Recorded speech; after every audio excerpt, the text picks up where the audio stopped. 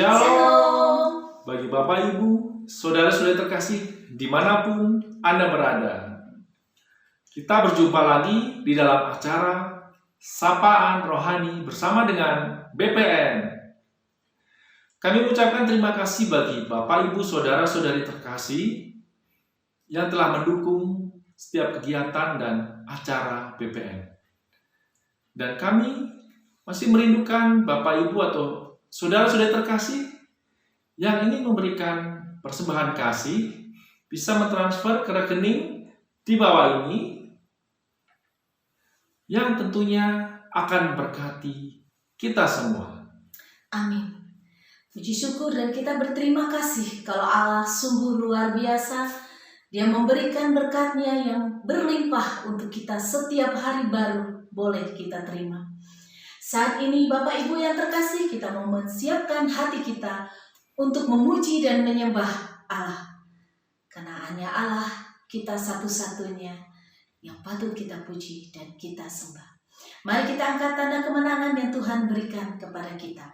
Dalam nama Bapa dan Putra dan Roh Kudus. Amin. Allah Bapa yang Maha Kuasa, kami bersyukur dan kami berterima kasih kalau kami boleh menerima berkat-Mu dan kasih-Mu setiap hari baru bagi kami. Saat ini Tuhan, kami ingin datang memuji dan menyembah Engkau. Kami ingin mendengarkan firman agar kami boleh kuat dan selalu bisa bersama Engkau. Engkau Allah yang selalu menuntun kami di setiap perkara kami. Engkau sahabat, Engkau yang selalu dekat di dalam hidup kami.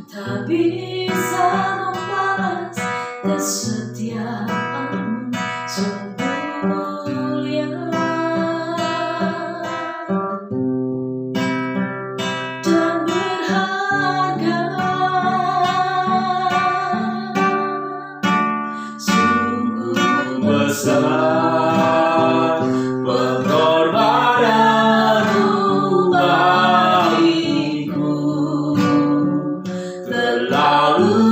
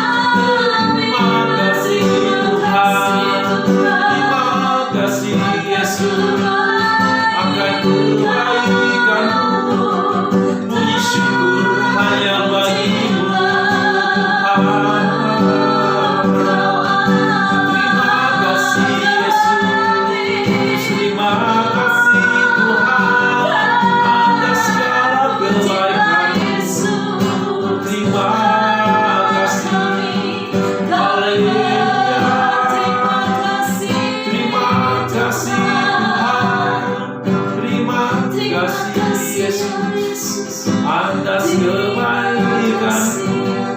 Segala puji syukur kami panjatkan hanya kepada-Mu ya Tuhan. Terima kasih Yesus, terima kasih Tuhan. Karena Engkau Allah yang sungguh besar, hanya Engkau Allah yang patut kami sanjung, hanya Engkau Allah yang harus kami sembah. Terpujilah Yesus, kami ingin sembah Engkau Tuhan, kami ingin tinggikan nama Engkau.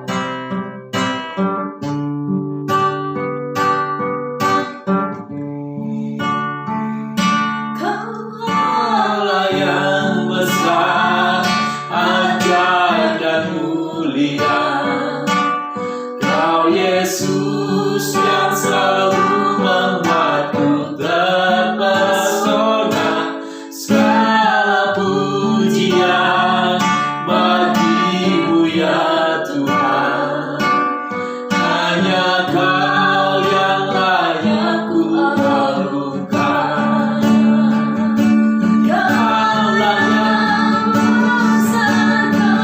Allah yang besar, ajaib dan mulia, Kau Yesus yang selalu membuatku terpesona.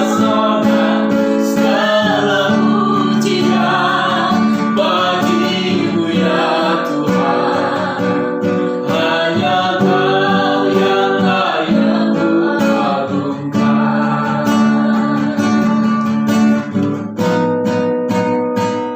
Allah yang besar, ajaib dan mulia, Kau Yesus yang selalu membuatku terpesona. Segala pujian bagi-Mu ya Tuhan, hanya Kau yang layak ku agungkan.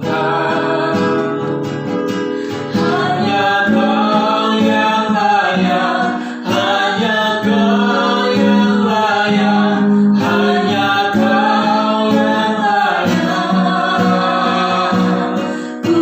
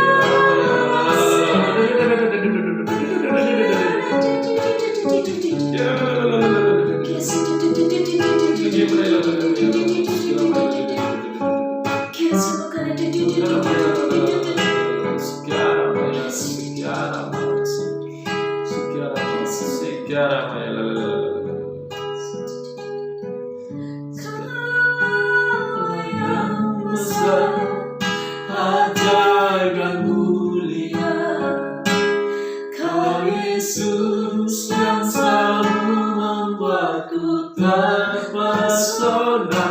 Segala pujian bagi-Mu ya Tuhan, hanya Kau yang layak ku agungkan.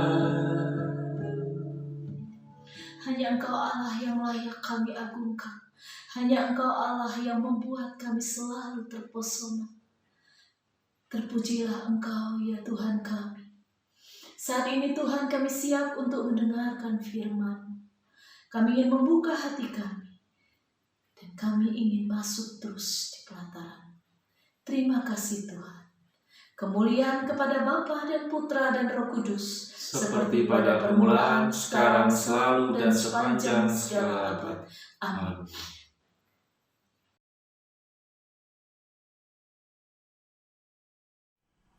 Shalom saudara sekalian yang dikasih oleh Kristus. Jumpa lagi dalam acara Sapaan Rohani oleh BPN bersama saya Ina dan saya dari BPK PKK Kuskupan Bandung.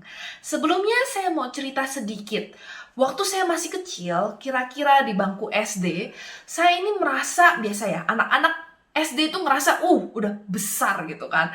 Nah ketika itu saya mulai bergabung dan membuat satu geng perempuan di mana isinya adalah orang-orang yang menurut teman-teman saya yang lain itu cewek-cewek populer, itu semua ceritanya bergabung menjadi satu. Dan ketika itu saya menganggap mereka ini teman-teman geng saya ini adalah sahabat saya. Karena kemanapun kita pergi itu selalu segerombolan bareng-bareng kemanapun itu. Dan saya nggak ngerti gimana ceritanya, hingga suatu hari tiba-tiba saya dimusuhin.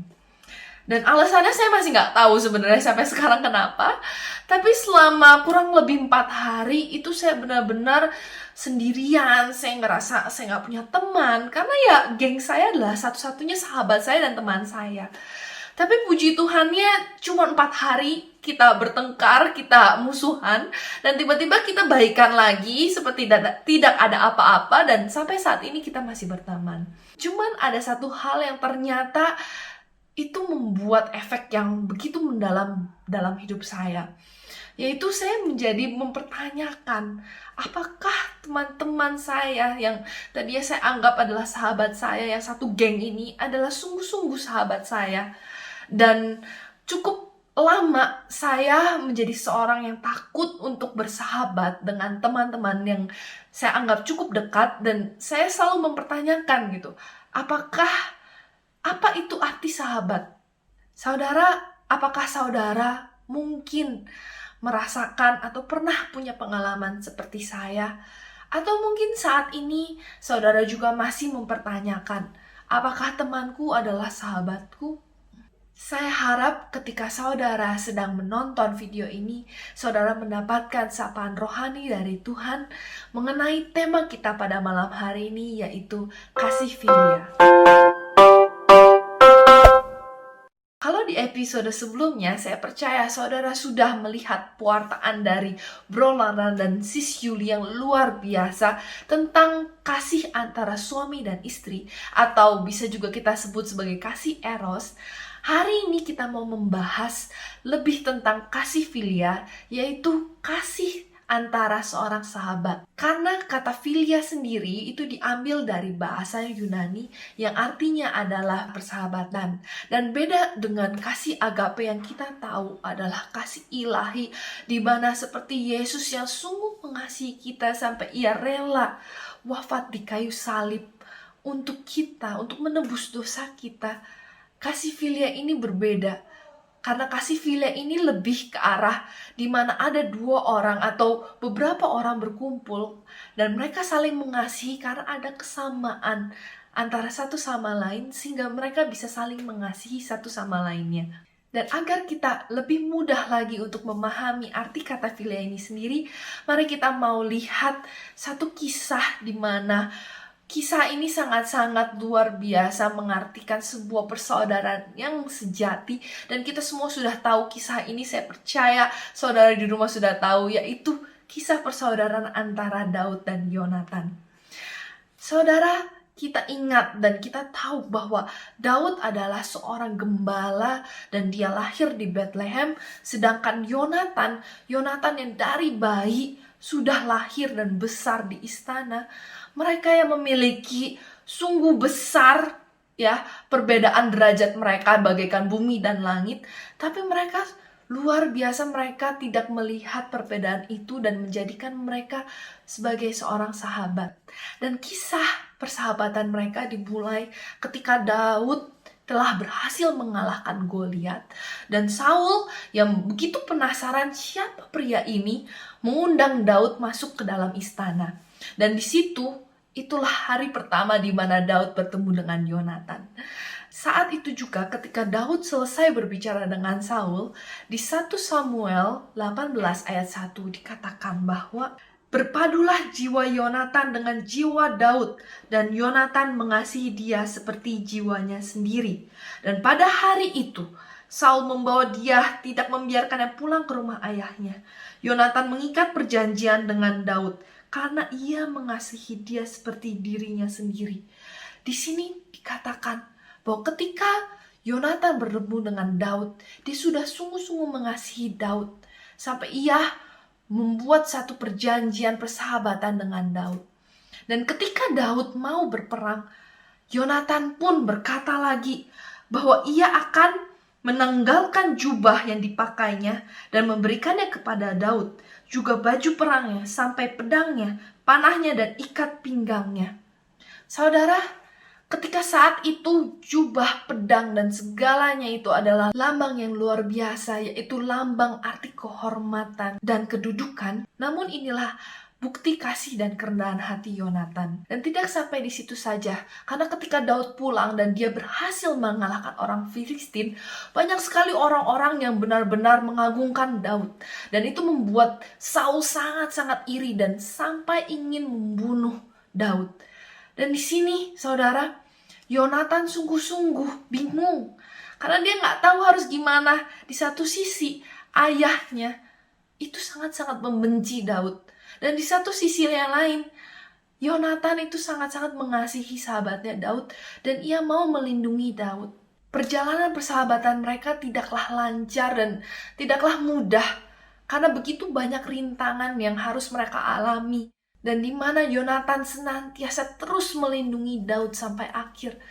Karena Yonatan ingin melindungi Daud dari ayahnya Saul yang ingin membunuhnya. Dan di situ Yonatan sampai rela untuk memberikan informasi kepada Daud yang dapat mengancam nyawanya sendiri. Dan sampai akhirnya juga mereka harus berpisah. Mereka nangis bareng. Dan beberapa saat kemudian Daud harus mendengarkan kabar bahwa Yonatan sudah tiada. Yonatan meninggal di dalam peperangan. Bayangkan bagaimana sedihnya Daud saat itu. Dia sangat-sangat terpukul ketika ia mendengarkan bahwa Yonatan sudah tiada. Dan ketika Daud akhirnya menduduki tahta Israel, dia tidak melupakan janjinya kepada Yonatan. Bahwa ketika ia bertemu dengan anaknya, Mephiboset, ia justru merawat anaknya dan berkata kepada Mephiboset demikian, "Janganlah takut, sebab aku pasti akan menunjukkan kasihku kepadamu. Oleh karena Yonatan ayahmu, aku akan mengembalikan kepadamu segala ladang Saul, nenekmu, dan engkau akan tetap makan sehidangan dengan aku." Dan kita bisa lihat bahwa kisah Daud dan Yonatan adalah persahabatan yang luar biasa. Saya mulai bertanya-tanya, kenapa Yonatan dan Daud begitu luar biasa, persahabatan mereka bisa sangat-sangat pure, sangat-sangat sejati. Dan ketika saya mencari tahu lagi, ternyata ada kesamaan di antara keduanya. Mereka berdua adalah orang yang sama-sama jiwanya adalah jiwa pejuang. Dan mereka sama-sama adalah orang yang melayani Tuhan. Mereka sama-sama adalah orang yang diurapi oleh Tuhan dan penuh kuasa. Dan persahabatan mereka sungguh-sungguh mengandalkan Tuhan dan menaruh Tuhan di dalam hubungan persahabatan mereka. Dan ini terbukti ketika Daud sedang bersembunyi dan Yonatan menghampirinya di Koresa. Di situ Yonatan menghampirinya dan memberikan kekuatan yang luar biasa kepada Daud. Di sini dikatakan, Yonatan menguatkan kepercayaan Daud kepada Allah dan berkata kepadanya, Janganlah takut, sebab tangan ayahku Saul tidak akan menangkap engkau. Engkau akan menjadi raja atas Israel, dan aku akan menjadi orang kedua di bawahmu. Juga ayahku Saul telah mengetahui yang demikian itu. Kemudian kedua orang itu mengikat perjanjian di hadapan Tuhan. Di sini kita bisa lihat ketika persahabatan dilandaskan oleh kehadiran Tuhan di tengah-tengah mereka. Inilah yang terjadi. Hubungan Daud dan Yonatan yang begitu luar biasa. Persahabatan mereka yang begitu kuat. Saling melindungi, saling mengasihi. Dan sampai keduanya rela berkorban untuk satu dengan yang lainnya. Dan ini adalah persahabatan yang Tuhan inginkan terjadi dalam hidup kita. Dan seperti yang saya pernah ceritakan sebelumnya, saya sempat mempertanyakan, apakah persahabatan itu ada? Karena saya pernah dikecewakan oleh sahabat saya pernah merasakan sendirian. Di situ saya benar-benar bingung gitu. Tapi ketika saya sadar bahwa ketika saya ingin seorang sahabat, saya terlebih dahulu yang harus menjadi seorang sahabat yang baik. Sahabat yang seperti Yonatan, sahabat yang mau berkorban, sahabat yang mau mendengarkan isi hati mereka, sahabat yang mau mengerti mereka ketika mereka sedang dalam kesusahan, sahabat yang mau menanyakan dulu kepada mereka, kenapa, ada apa? Itu yang harusnya saya lakukan. Dan ketika saya bisa melakukan itu, saya sudah menjadi sahabat yang baik. Dan saya berdoa kepada Tuhan, Tuhan, saya ingin seorang sahabat. Tuhan sungguh-sungguh mendengarkan doa saya. Dan sampai saat ini, puji Tuhan, satu hadiah yang terindah buat saya adalah ketika Tuhan memberikan seorang sahabat yang luar biasa kepada saya.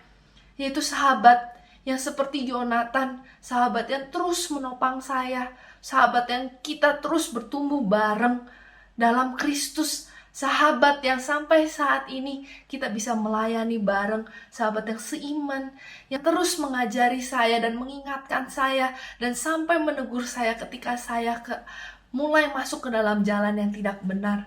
Itu adalah sahabat yang luar biasa yang Tuhan berikan kepada saya. Dan seperti dalam Wahyu 3 ayat 7 sampai dengan 13, ada pesan khusus yang diberikan kepada jemaat di Philadelphia, yaitu di ayat ke-10-nya, karena engkau menuruti firmanku untuk tekun menantikan aku, maka aku pun akan melindungi engkau dari hari pencobaan yang akan datang atas seluruh dunia untuk mencobai mereka yang diam di bumi. Dan disinilah kita bisa melihat bahwa ketika kita menuruti firman Tuhan, yaitu menerapkan bentuk persaudaraan dalam kehidupannya, itulah janji Tuhan kepada kita, yaitu sebuah keselamatan. Maka saudara, mari kita menjadi seorang sahabat seperti Yonatan dan Daud, dan mari kita pupuk persahabatan yang sudah kita miliki bersama dengan teman-teman kita, sehingga kita bisa menjadi sahabat seperti Daud dan Yonatan yang penuh dengan kasih dan menaruh Tuhan Yesus di dalam hubungan persahabatan kita. Dan saat ini saya mau undang saudara untuk menundukkan kepala. Kita mau satukan hati kita dalam doa. Dalam nama Bapa dan Putra dan Roh Kudus. Amin. Ya Yesus yang baik, terima kasih kalau sekali lagi kami boleh mendengarkan kisah Daud dan Yonatan, yaitu kisah persahabatan mereka yang sangat-sangat luar biasa indahnya. Persahabatan yang sejati yang Engkau terus urapi persahabatan mereka. Tuhan berkati kami Tuhan, agar kami selalu memiliki persahabatan yang indah seperti. Dan Tuhan, kami mohon supaya kiranya Engkau terus memberkati persahabatan kami. Dan Tuhan, kiranya kami mohon kabulkanlah segala permohonan kami ini. Amin.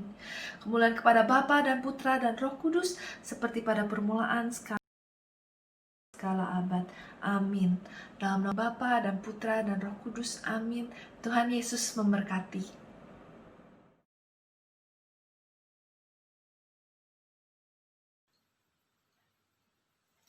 Terima kasih bagi Bapak, Ibu, Saudara-saudari terkasih yang telah mengikuti acara ini. Dan jangan lupa like, serta subscribe channel ini. Serta bagikan kepada teman-teman kita. Untuk mengakhirinya, mari sama-sama kita mau bangkit menyatakan kebesaran Allah. Kita mau nyatakan Dia dan kemuliaan Allah.